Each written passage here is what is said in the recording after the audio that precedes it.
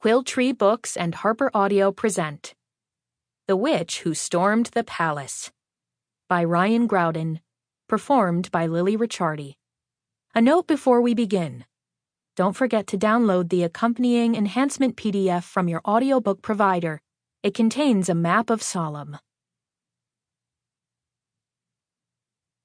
To Ariana and Zoe, Faye's most enchanted fans. Welcome back to Celurdur by Bryce Bentpen. I promised you a second installment, dear readers, and I am here to deliver. Many of you were enthralled by my accounts of what came to pass during Wizard West's search for his successor.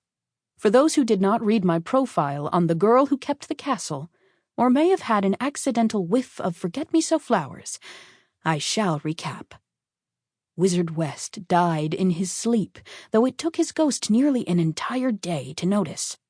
When Faye Gardner, the groundskeeper's daughter, pointed this out, he was upset enough to try transforming the 12-year-old girl into a cat. This curse only half worked. Ghosts, it turns out, cannot cast spells without disappearing. This was a big problem. Why? Because Celurdur, the magical mansion that Wizard West calls home, needs someone to reinforce its foundation spells every full moon.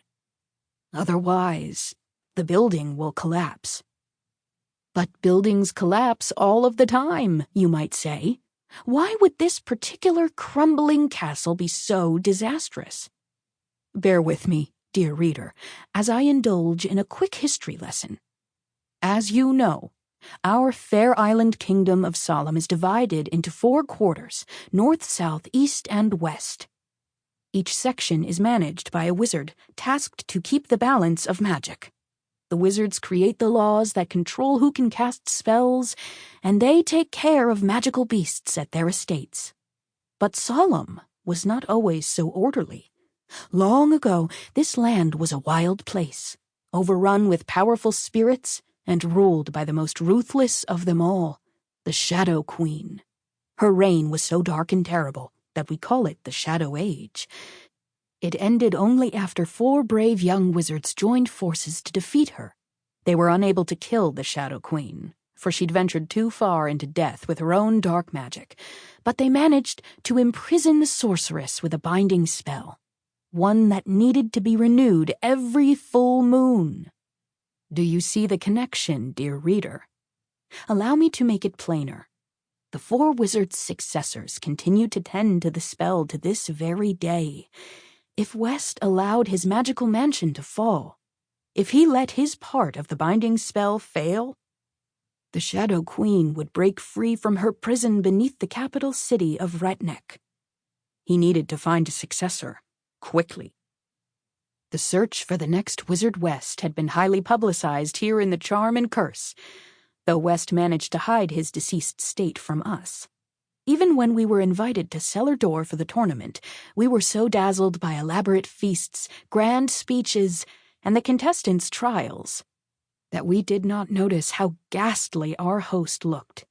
Instead, we watched 10 young men compete to become the next Wizard of the West.